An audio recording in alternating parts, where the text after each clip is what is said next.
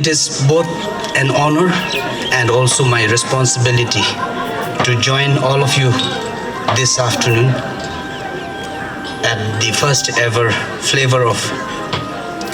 Festival of Flavors in Bhutan, a celebration that brings together Bhutan's treasures, our land, our food, and our people.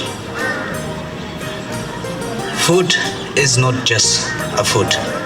It is our identity and it is our culture and tradition being served on a plate.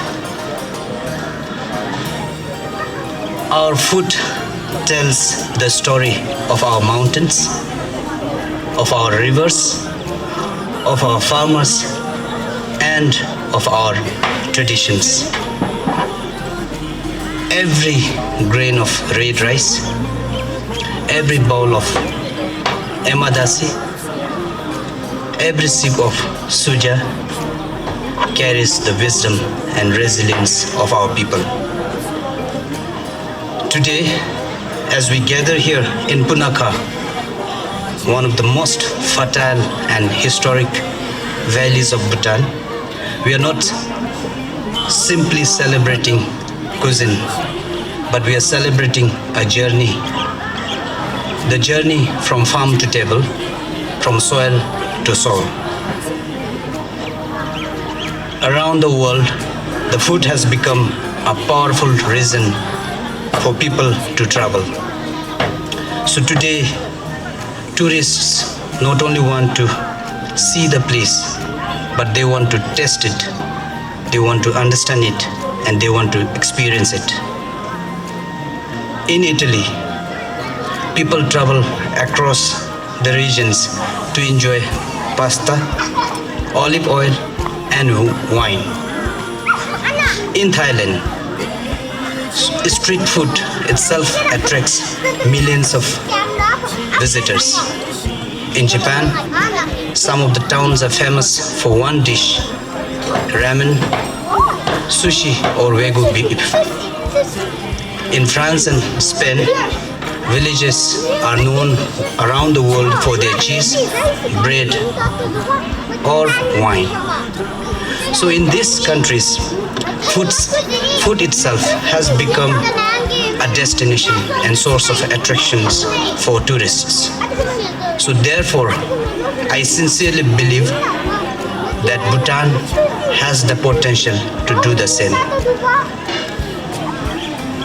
Thanks to the enlightened leadership of our visionary kings, we are blessed with pristine environment and abundant natural resources.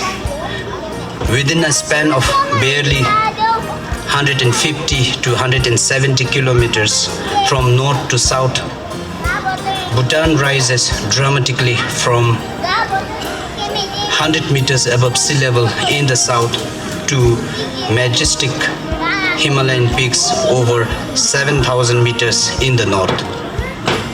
This extraordinary altitudinal range blesses our country with an exceptional diversity of climatic zones, ecosystems, and biodiversity. So what this means is we can grow anything from subtropical to temperate and alpine varieties of crops. And indeed, we grow wide range of cereals known as drunagu or 9 cereals, including red rice, maize, wheat, barley, buckwheat, and millet. Our agriculture is not only about producing food, it is about living in harmony with nature and respecting the land that feeds us. Our farmers are not just growing crops, they are protecting our heritage, biodiversity, and authenticity. Across our forests, valleys, and mountains grow hundreds of wild mushrooms, orchids, edible plants, and other non-wood forest products in remarkable abundance. These are not merely natural resources. They are priceless gifts of nature that many countries would envy, and they present immense opportunities for Bhutan to cultivate a truly distinctive and world-class gastronomy tourism experience. This is why I believe gastronomy and agro-tourism offer great opportunity for Bhutan.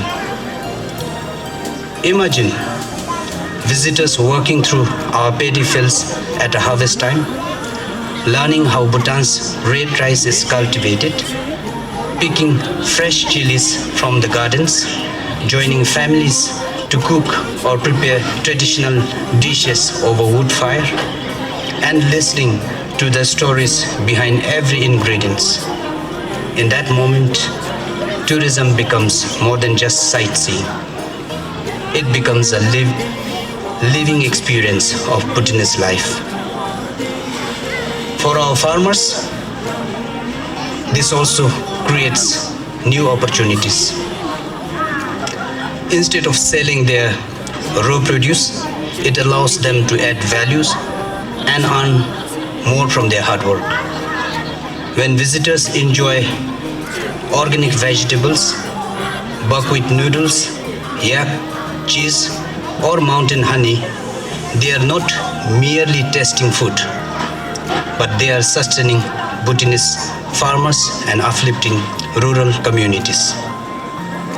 However, if Bhutan truly wants to promote gastronomy tourism, I believe three actors must work closely together: agriculture, chefs, and tourism. First, agriculture must produce high-quality products, fresh and clean, and ensure reliable supply that are foundation for good cuisine. Second, our chefs must cook with skill and pride. The food must be clean, delicious, and well prepared.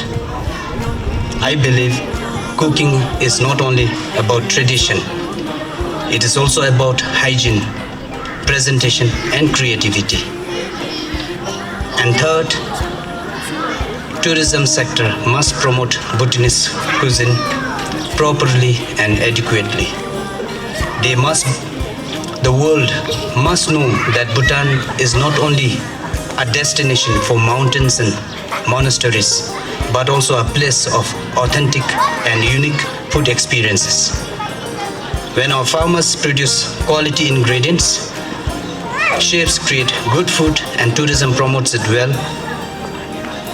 I am confident Bhutan can become a place where visitors come not only to see the country, but also taste its beauty and its quality. However, we must also be honest with our own challenges. Bhutanese food is loved by Bhutanese people, but internationally, it is still not widely known, except for few cities and countries where we have our own Bhutanese diaspora. One reason is limited variety in many restaurants and hotels. Often the same dishes appear again and again. Another challenge is extreme spiciness, which many international visitors struggle with. And finally, presentation and creativity need improvement. Today, food must not only taste good, but it must also look appealing. If Bhutan wants to promote ourselves as a gastronomy destination, we must innovate and improve, but of course, without losing our authenticity. Events like Festival of Flavors are therefore very important and timely. Such events give our chefs the opportunity to be creative. They allow our farmers to showcase their produces, and they allow our visitors to experience Bhutan through one of the most universal language, the food. So therefore, before I conclude, I would like to thank the organizers of this first ever event, the Desung Skilling Program, Punakha Administration, and the Department of Tourism for your efforts, commitment, and dedication. I also like to extend my appreciation to the chefs, farmers, and partners who have made this festival a possible event. Let this festival be the beginning of a new journey where visitors from around the world come here not only to see Bhutan's mountains and monasteries, but also to test its soul. Thank you and Tashtelekla.